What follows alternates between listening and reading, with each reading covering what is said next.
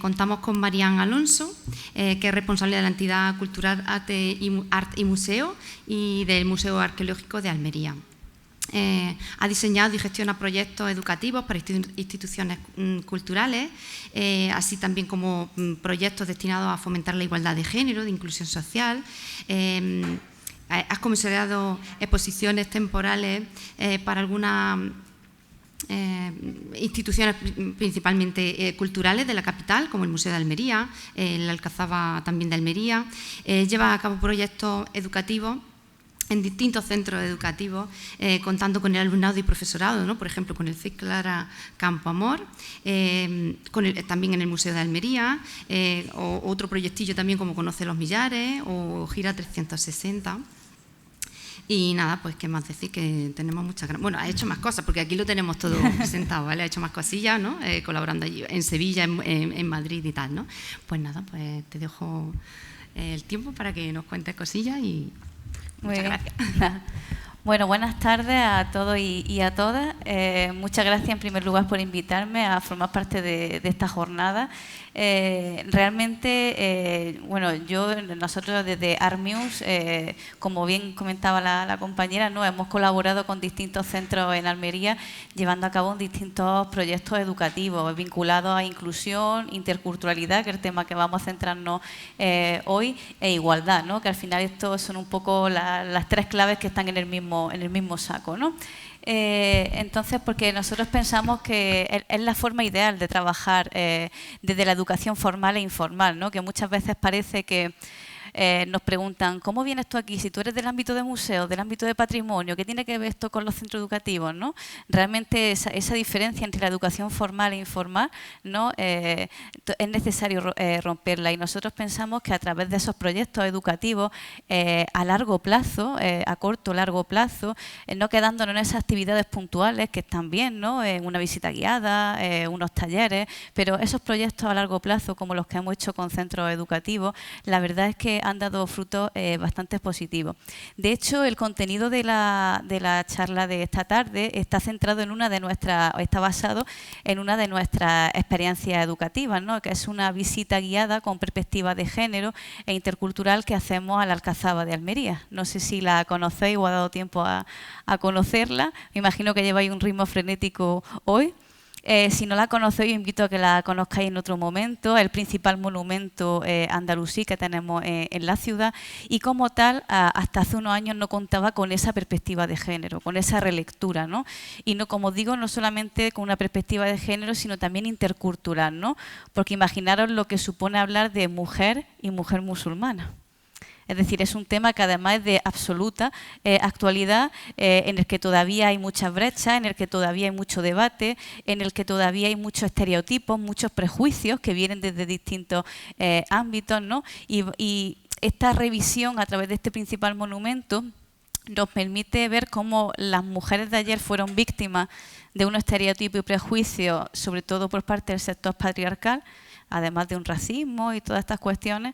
Pero es que vemos realmente, echando esa mirada al pasado, vemos realmente cómo nuestras mujeres todavía migrantes musulmanas que vienen aquí a nuestra ciudad, que no son pocas, siguen siendo víctimas, realmente, por desgracia, todavía de muchos de esos mismos prejuicios y estereotipos, ¿no? Por lo tanto, esa mirada hacia el pasado, hacia atrás, en un contexto como en el de Almería, en el de la Alcazaba. Almería es una ciudad en la que el pasado de Andalucía es uno de sus periodos más gloriosos, ¿no? Uno de sus periodos más importantes para nuestra historia, ¿no?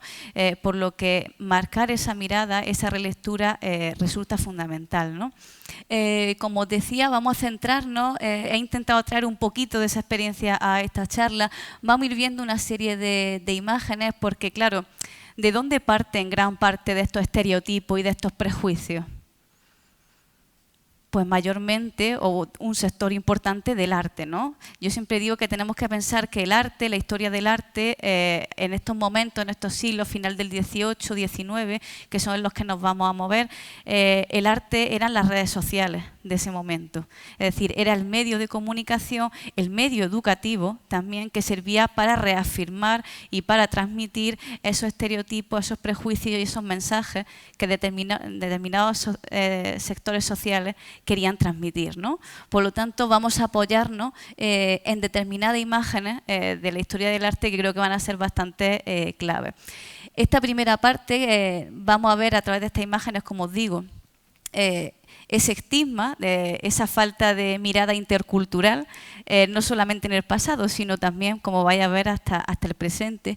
Y luego vamos a ver una segunda parte que nos acerca más a una relectura, a una revisión del lugar que ocuparon estas mujeres musulmanas en el contexto andalusí desde una mirada mucho más científica, con la interculturalidad en el centro, ¿no? Podríamos decir. Y para ello nos vamos a centrar en las mujeres creadoras y más concretamente en las mujeres poetisas.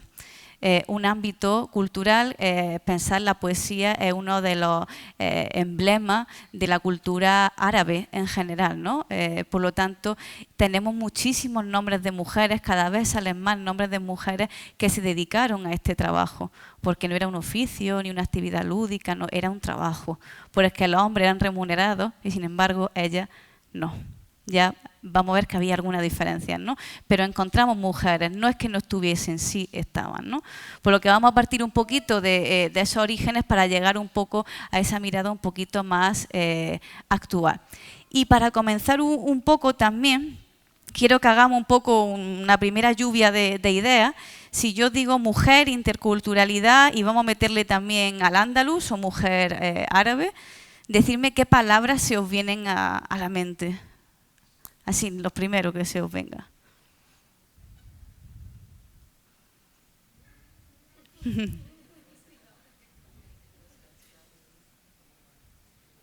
No se os viene ninguna. A mí, por ejemplo... ¿Cómo? Pañuelo. Opresión.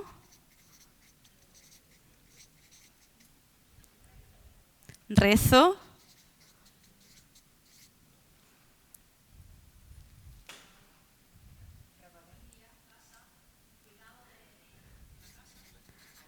Casa, harén, cuidados,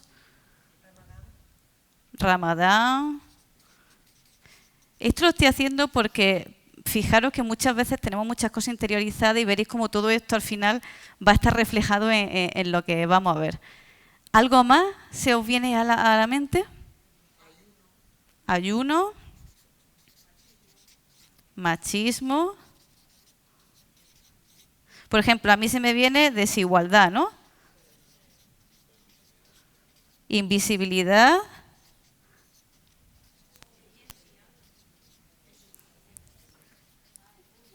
Obediencia. Burka, ponemos pañuelo burka. Fijaros, ¿no? Así, a voz de pronto, se nos viene algo fundamental, que es algo, forma parte al mismo tiempo de los prejuicios, de los estereotipos y al mismo tiempo algo de la idiosincrasia, de la identidad propia de la cultura musulmana, como es el pañuelo, ¿no? El burka podríamos decir que es como esa versión un poco ya más extrema, ¿no? Pero fijaros como uno de los principales elementos identitarios se va a convertir en uno de sus principales factores en contra o uno de sus principales objetivos para ir en contra de esa cultura, ¿no? Y fijaros que esto es importantísimo porque para hablar de interculturalidad tenemos que partir de la convivencia, del respeto y de un diálogo horizontal entre iguales por parte de distintas culturas. Por lo tanto, ya estamos partiendo de que uno de los principales elementos que se nos vienen a la cabeza es, por un lado, un elemento profundamente identitario de esta cultura y al mismo tiempo objeto de crítica y de estereotipo. Por lo tanto, fijaros que esto ya nos marca un punto importante. Luego ha salido opresión, machismo, invisibilidad. Hablaremos de patriarcado, porque se encontraban en una sociedad profundamente patriarcal y nos encontramos en una sociedad, vamos a decir, con restos patriarcales, ¿no? Ha salido rezo, también ayuno, Ramadán, la religiosidad en sí misma, ¿no? Esto también va a ser importante, ¿no? Muchas veces se acusa, se victimiza, no se abre esa interculturalidad por la religión. Se culpabiliza a las mujeres por creer en una religión, ¿no? Te pasa esto porque crees, te pasa esto porque sigues el Corán, te pasa esto porque crees en el Corán, etcétera, etcétera, etcétera. Con todos los problemas, vosotros y vosotras, que mayormente seréis profes, que esto trae la convivencia en un centro escolar también, ¿no?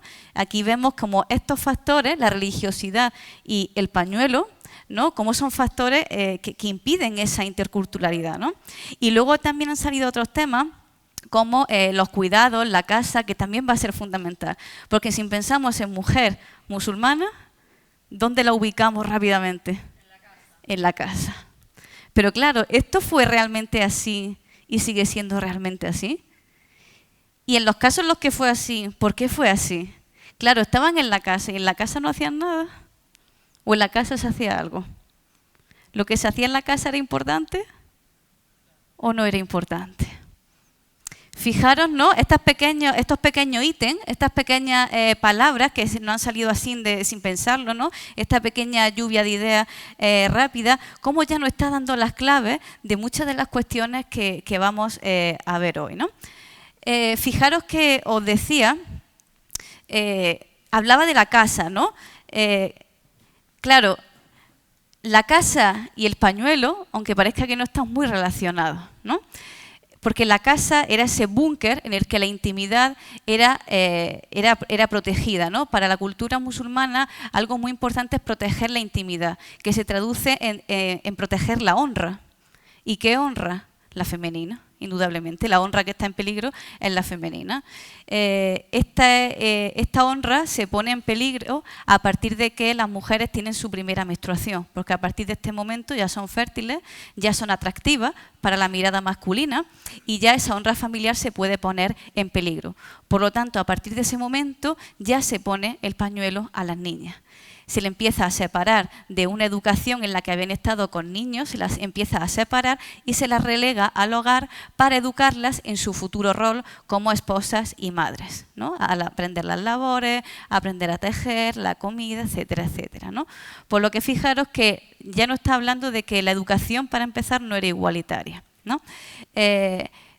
¿Cómo es esa intimidad del hogar? Si tenéis en mente cómo es una casa musulmana, tú cuando entras a una casa musulmana es de tipo mediterráneo, con un patio central en torno al que se distribuyen el resto de estancias. Y en ese patio central es donde se hacía prácticamente toda la vida, ¿no? Pero claro, tú desde la calle, ¿creéis que si dejaban la puerta abierta se veía el interior de la casa? No. Porque antes de lo que es la entrada, plenamente la entrada a la casa, había como una especie de zaguán, había una entrada en recodo, que ¿qué es lo que hacía? Que se impidiera la visión del interior desde el exterior. Incluso si pensáis, si tenéis en mente esa casa musulmana, pensad que no era una casa con muchas ventanas. Porque había que preservar todo lo posible esa intimidad, habría que preservar esa honra femenina, ¿no? De hecho, cuando acudían visitas masculinas a la casa que no eran miembros de la familia, las mujeres o se tenían que retirar o se tenían que cubrir inmediatamente, ¿no? Por lo tanto, fijaros esa importancia del hogar. Os estoy contando todo esto porque diréis, ¿qué tiene que ver todo esto, no? Porque claro, esto ha aparecido reflejado en el arte. Hay imágenes, o hay muchas imágenes en el arte de mujeres en el hogar, cocinando, tejiendo, cuidando a los niños, a las niñas. No. ¿Y por qué? Porque eso, desde el sistema patriarcal, no se ha considerado importante. La crianza, los cuidados, las actividades de mantenimiento y de producción propias del hogar, no las han considerado importantes. Lo que se ha considerado importante eran esos trabajos que se hacían fuera de casa para mantener a la familia, la guerra, determinadas artes, pero lo que había en el hogar no se ha considerado importante. Y cuando algo vinculado a lo femenino se ha querido considerar importante, ¿qué es lo que se ha considerado? El cuerpo. Y eso es lo que sí muestra el arte.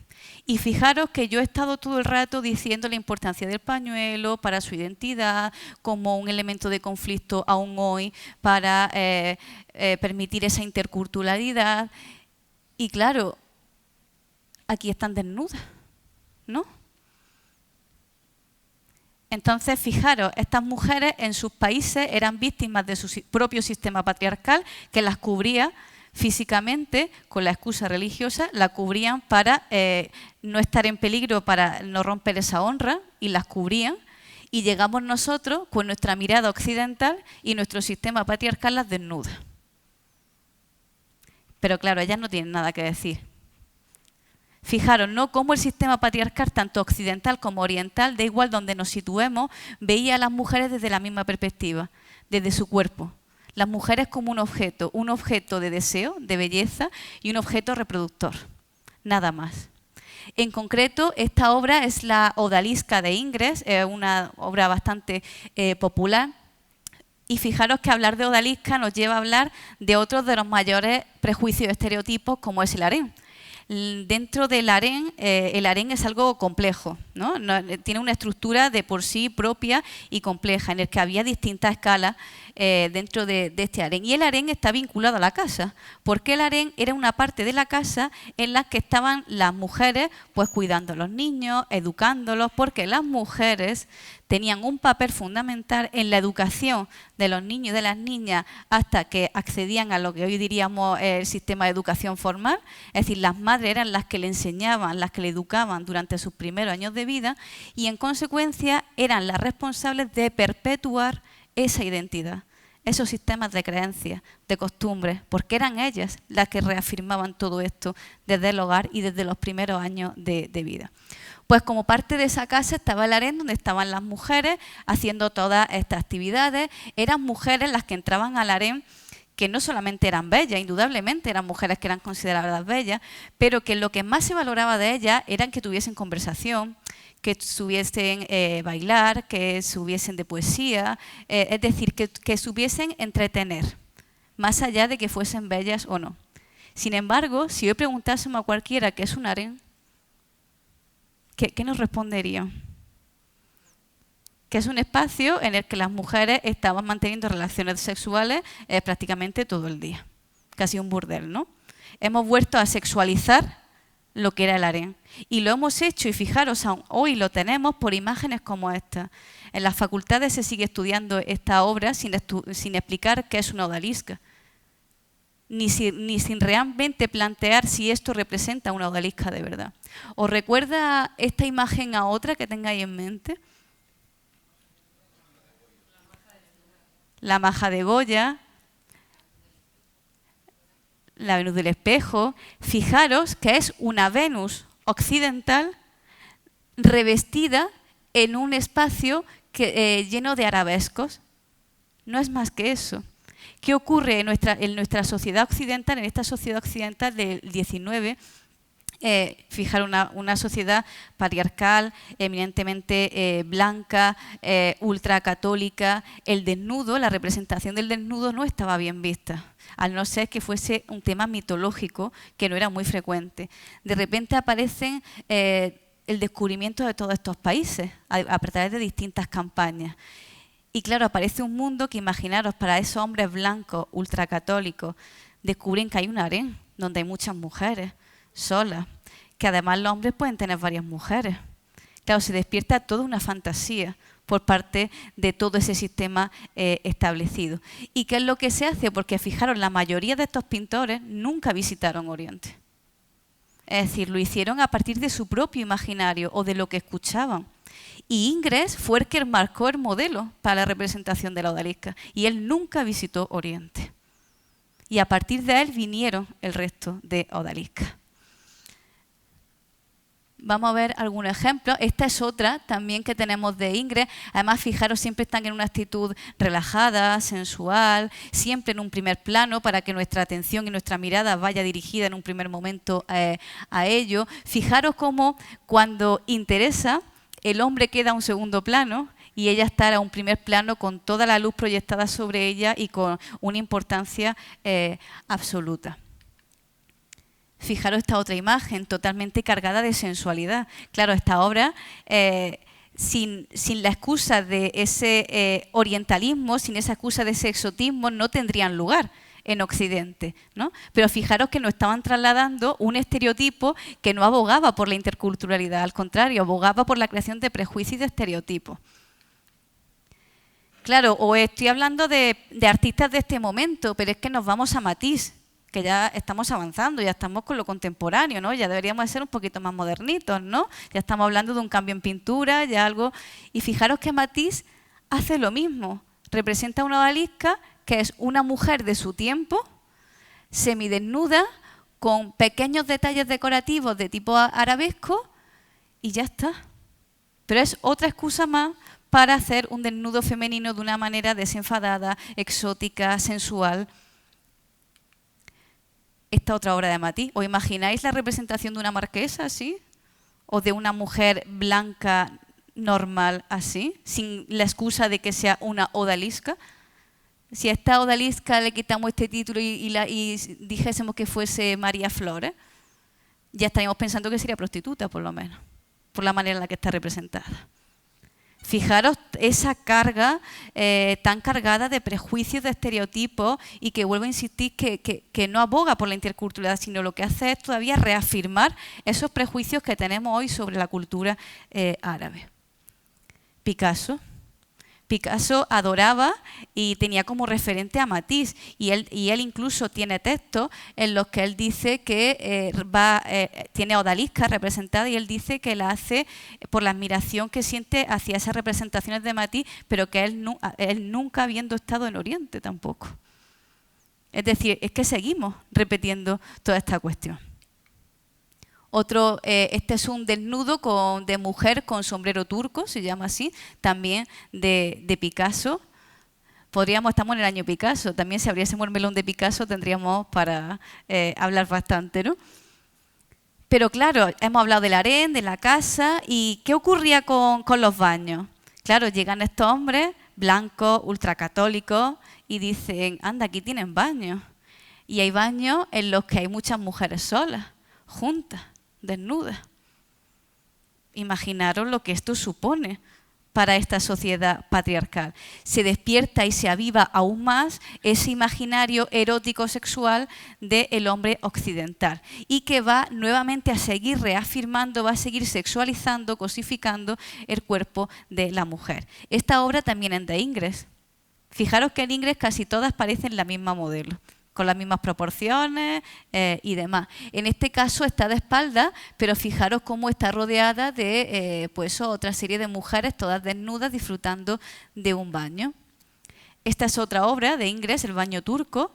Fijaros, ¿no? Hay tantas mujeres desnudas con esas carnaciones tan sensuales, casi parece que podemos percibir ese roce entre la una y la otra. Claro, ¿quién encargaba también esta obra? Pues mayormente eran encargadas por hombres. ¿Y las tendrían en sus casas y en sus palacios a la vista de todos? No, tenían habitaciones exclusivas para tener este tipo de pintura. Fijaros todo lo que vamos hilando y atando, ¿no? Y este es el origen aunque penséis que no, este es el origen de todavía muchos de los estereotipos que tenemos en nuestra mente y que nos impiden avanzar hacia una interculturalidad completa con la sociedad árabe. Pero claro, luego hay otros autores, hay otros artistas que podemos decir que sí nos presentan una imagen de la mujer oriental más cercana o más humana, menos sexualizada que estos otros pintores, ¿no? Tenemos esta imagen, fijaros, de un artista, si no recuerdo mal, era de Masriera.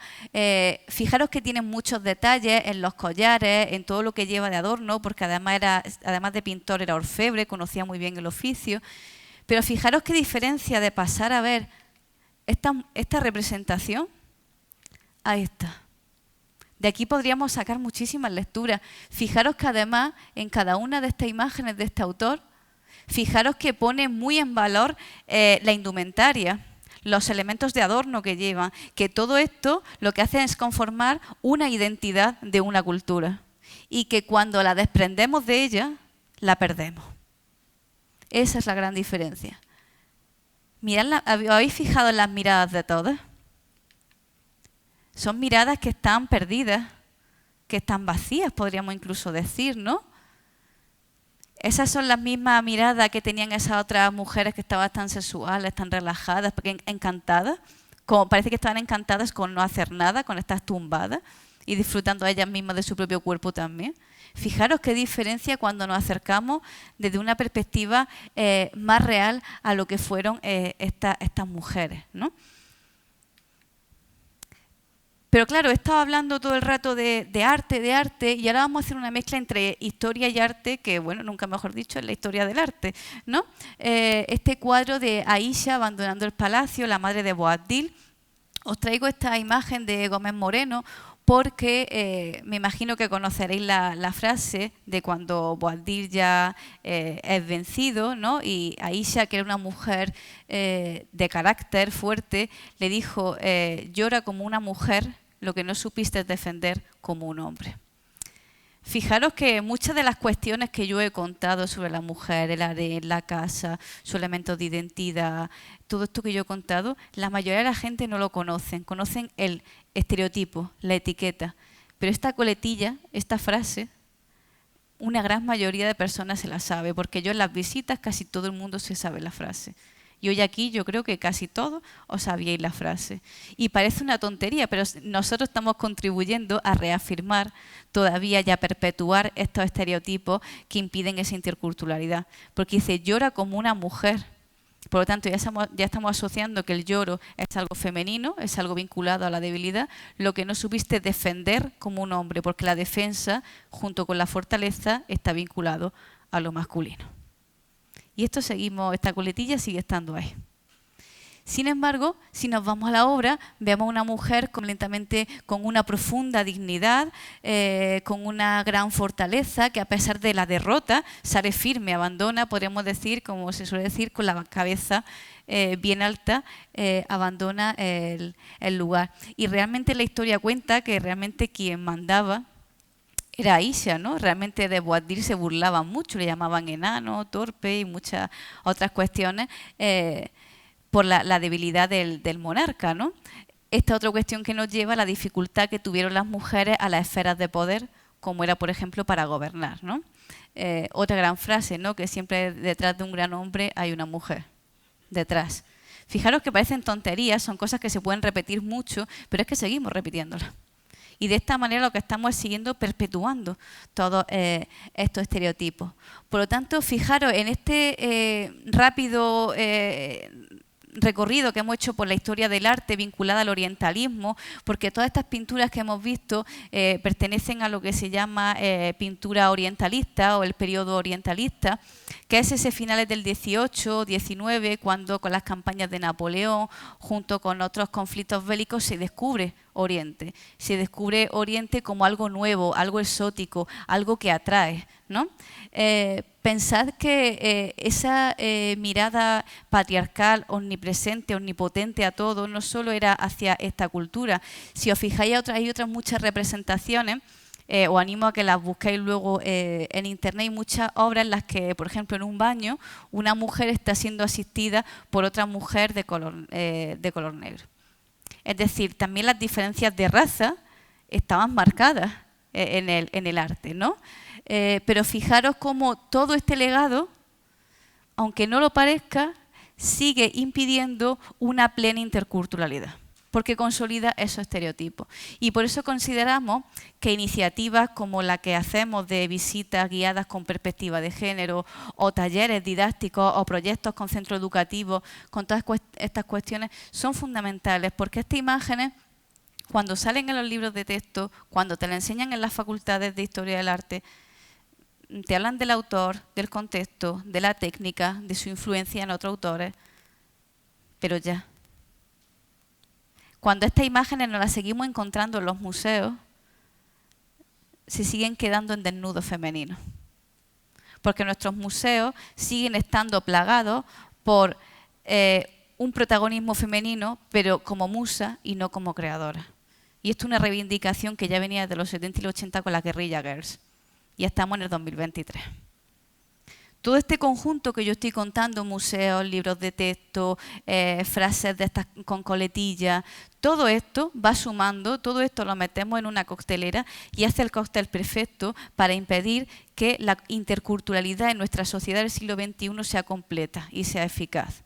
Porque hasta que no derribemos todos estos estereotipos, todos estos prejuicios, todas estas etiquetas, y hasta que no enseñemos a mirar, a leer, porque la pintura también se lee, el arte también se lee, hasta que no enseñemos a leer de manera crítica lo que nos quieren contar las imágenes, esa interculturalidad seguirá siendo muy difícil.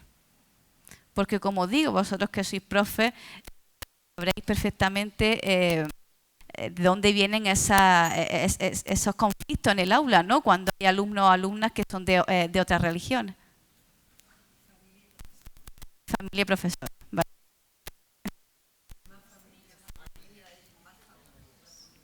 Bueno, las familias también, evidentemente, también lo conocen, que no han llegado alguna vez, como digo, cada vez es menos, ¿no? Porque muchas veces es peor la mirada adulta que la mirada del niño y de la niña, ¿no?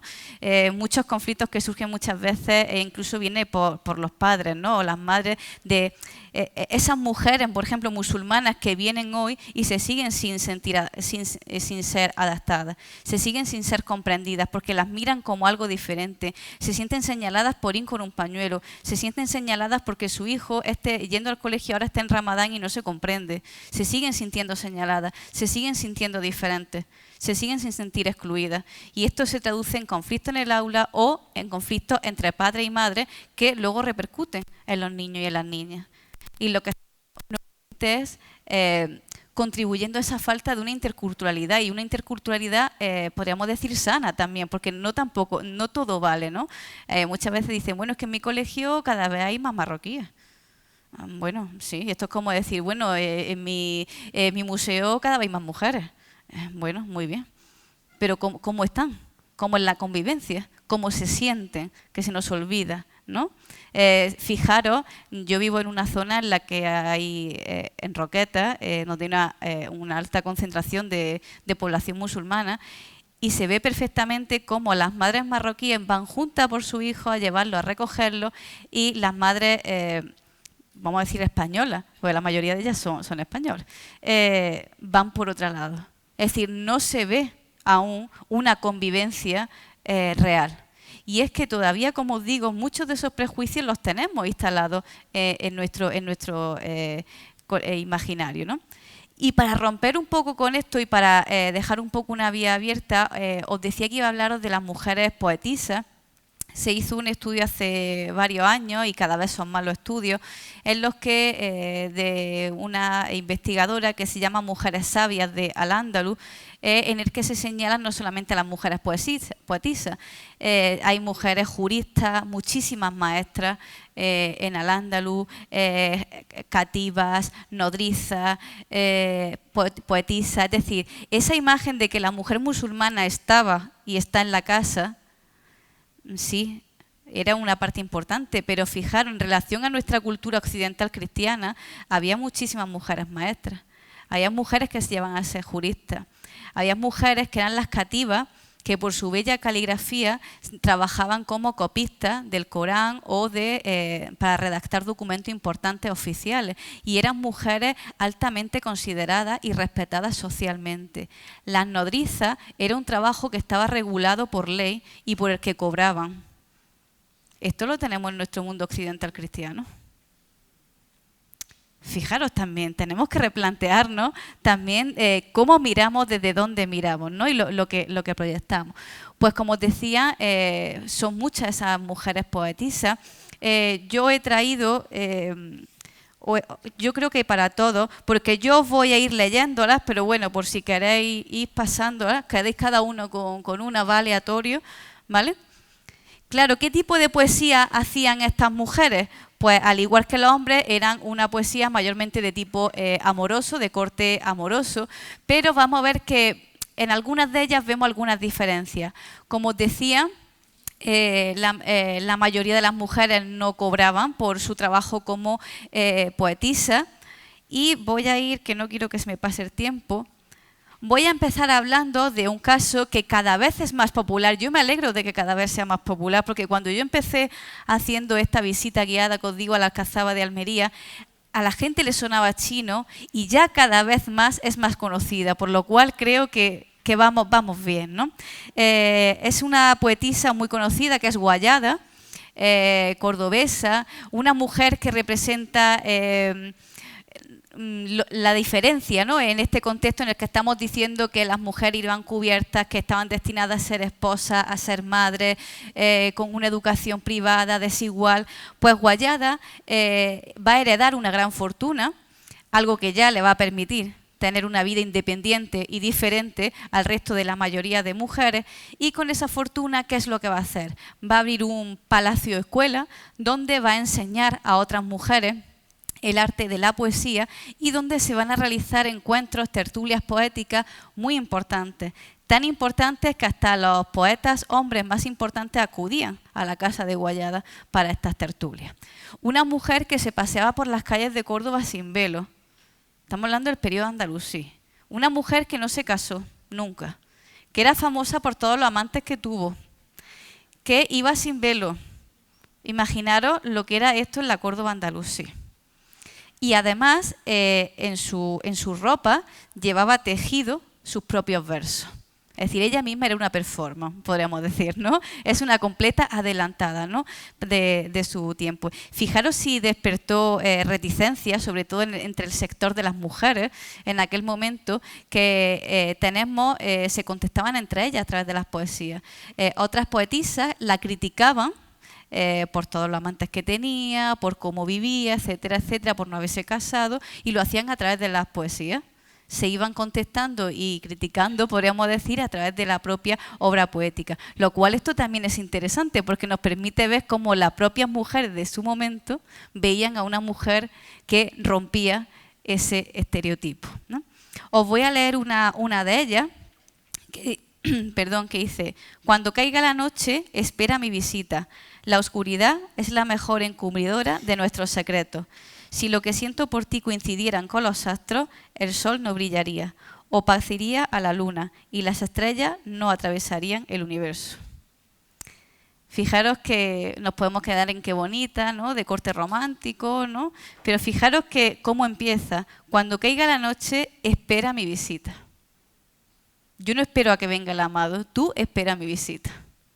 En su poesía vemos distintas coletillas como esta, que ya nos hablan de lo diferente que era ella. Otro ejemplo que también habla de ello dice: estoy hecha por Dios para la gloria y camino orgullosa por mi propio camino. Doy poder a mi amante sobre mi mejilla y mis besos ofrezco a quien los desea. Fijaros, es toda una proclama de independencia, ¿no? De no tengo dueño, soy libre, ¿no? Es decir, yo ofrezco mis besos a quien los desea, camino orgullosa por mi propio camino. Es decir, vemos en sus propios escritos, es decir, sus propios escritos corroboran la fuente histórica de esta imagen, de esta poetisa, ¿no? Totalmente diferente en su tiempo. Otro ejemplo de otra poetisa que os traigo, vamos a ver, aquí, de Hafsa bin al-Haid, dice: por tu vida no se alegró el jardín con nuestra unión, sino que nos mostró rencor y envidia. El río no aplaudía contento por tenernos cerca y cantaba la tórtola sus penas. No pienses bien como acostumbra, pues no obran rectamente en todas partes. No creo que el cielo mostrase sus estrellas, salvo para inspirarnos. Fijaros, ¿qué diferencia hay si yo este poema, o en vez de decir lo que es de esta poetisa, os digo que es del poeta X? La calidad poética es indiscutible. Fijaros, ¿no? Es decir, no, con esto lo que quiero decir es que no había una gran diferencia. Es decir, no eran escritos, no eran producciones artísticas menores, como se quisieron ver, ¿no? Sino que eran producciones artísticas al mismo nivel. De hecho, muchas de estas poetisas van a ser reclamadas en palacios, en entornos intelectuales. Otro ejemplo que os he traído, de Aisha bint al-Mad, dice: una leona soy y nunca me agradaron los cubiles ajenos, y si tuviera que elegir alguno, nunca contestaría a un perro. Yo, que tantas veces los he oído, cerré a los leones. Es decir, comienza diciendo, soy una leona, no una gacela, como asocia la poesía andalusí a las mujeres, porque dentro del lenguaje de la poesía andalusí siempre se usan elementos de la naturaleza para hacer esos símiles con la belleza, el canon de belleza establecido para las mujeres. Y se suelen normalmente asimilar con las gacelas, ¿no? por su ser esbeltas, delgadas, ¿no? Y aquí ella se ve como una leona. Es decir, fuerte, ¿no? La leona es un animal fuerte, valiente, protagonista, ¿no? Otro ejemplo, vamos a ver.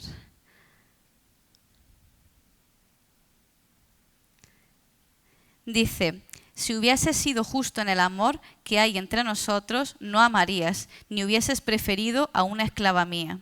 Has dejado la rama que fructifica en belleza y has escogido rama que no da frutos. Sabes que soy la luna de los cielos, pero has escogido, para mi desgracia, sombrío planeta. Esto es la canción de Shakira con Bizarrap en la poesía andalusí.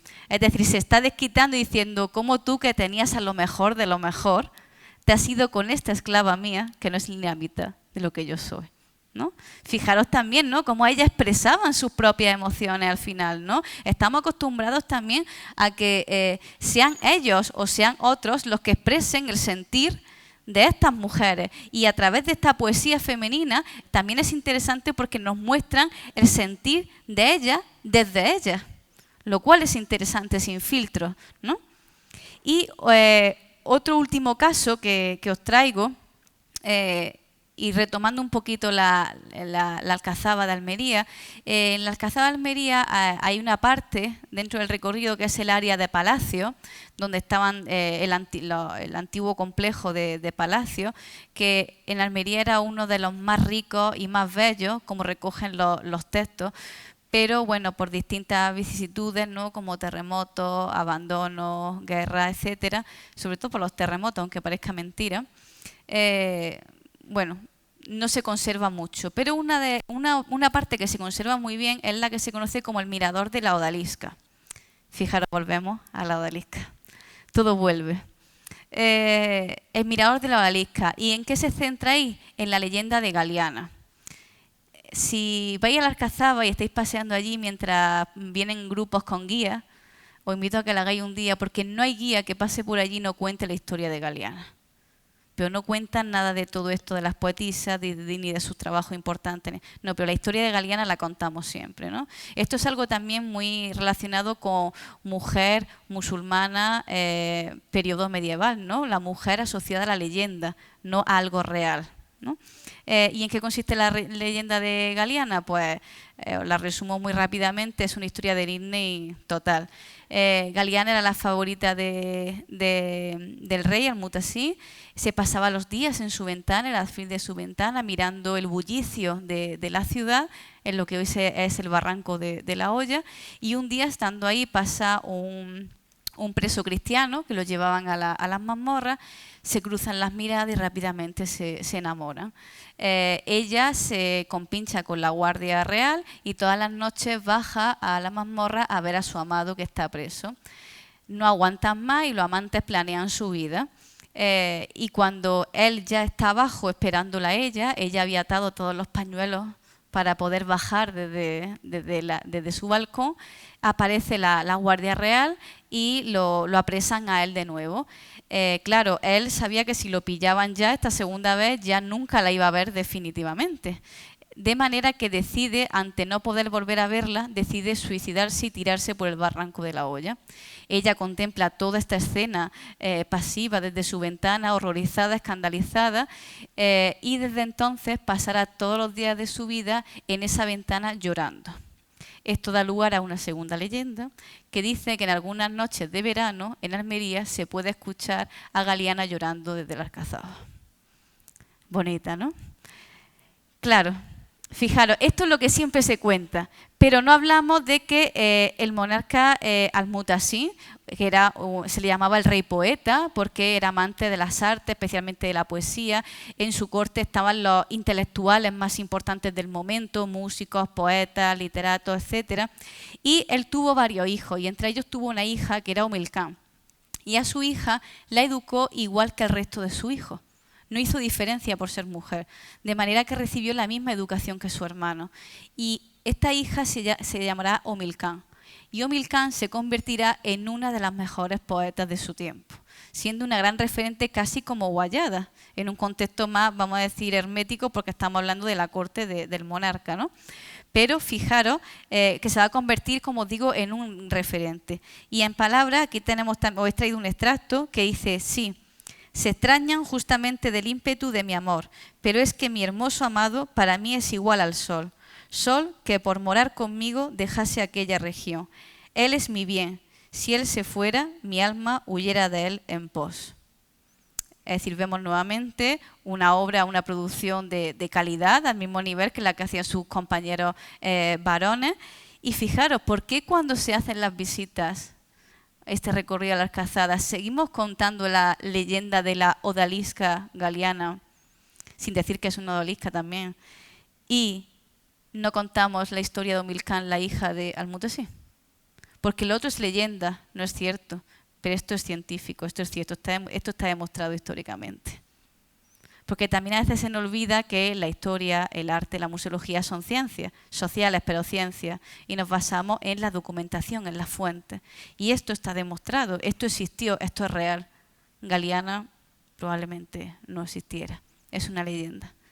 De manera que fijaros que con este ejemplo seguimos perpetuando una vez más esos estereotipos, esos prejuicios, esa cosificación, esa mirada sensual, esa mirada inferior, débil hacia lo que era una mujer, sin hacer referencia a lo que es una odalisca, en consecuencia, que es un harén, lo que era realmente un harén, etcétera, etcétera, etcétera. Fijaros a lo que nos puede llevar omitir un pequeño detalle y a lo que nos puede llevar cambiarlo por la realidad. Por eso estas lecturas son cada vez más necesarias y por eso, como os decía, este tipo de iniciativas son cada vez más necesarias, no solamente desde el ámbito, desde los museos, el patrimonio, sino también en los centros educativos, ¿no? Yo siempre animo a los centros educativos, a las familias, que se informen, porque desde estas instituciones están abiertos muchas veces a hacer proyectos. Hay veces que, bueno, por cuestión económica no se puede hacer proyectos, pero se pueden hacer programas con distintas visitas, con distintos talleres que tengan un hilo conductor, ¿no? Porque todavía sigue siendo necesario esta lectura, porque seguimos viendo, seguimos leyendo estas imágenes con los prejuicios, con los estereotipos. Seguimos visitando el principal monumento de la ciudad, todavía desde la leyenda y no desde la ciencia, en la mayoría de los casos. Por eso todo esto sigue siendo todavía hoy fundamental. Y en clave a lo que estamos hablando, porque hasta que no se resuelva esto, no solamente esto, evidentemente, pero esto, aunque no lo parezca, como habéis visto, es algo importante. Hasta que no se resuelva esto, no podremos llegar a alcanzar esa interculturalidad completa. Porque si os habéis fijado, seguimos siendo víctimas de esos prejuicios, de esos estereotipos, de esas etiquetas que marcaron a aquellos hombres del 18 y el 19. Fijaros que estamos en el siglo XXI, seguimos arrastrando esas etiquetas y somos responsables de arrastrar y perpetuar esa etiqueta y esos prejuicios, por lo que en cierta medida tenemos en nuestras manos una interculturalidad plena o no. Bueno, pues muchas gracias a todos y a todas por el aguante. Marian, de verdad, cada ponencia es diferente y lo mismo es interesante. Y si os dais cuenta, nos explica a través del arte cómo educamos a nuestras hijas y a nuestros hijos en la pornificación de las niñas, en la hipersexualización y en el machismo más profundo y más arraigado en nuestra vida y en nuestra sociedad, en nuestra familia. Y nos dice Marian siempre, por favor, intentar cambiarlo un poquito. Así que muchísimas gracias, Marian. Nada, a vosotros. Te vamos a dar a vosotros un detallito. Muchas gracias. Para ti.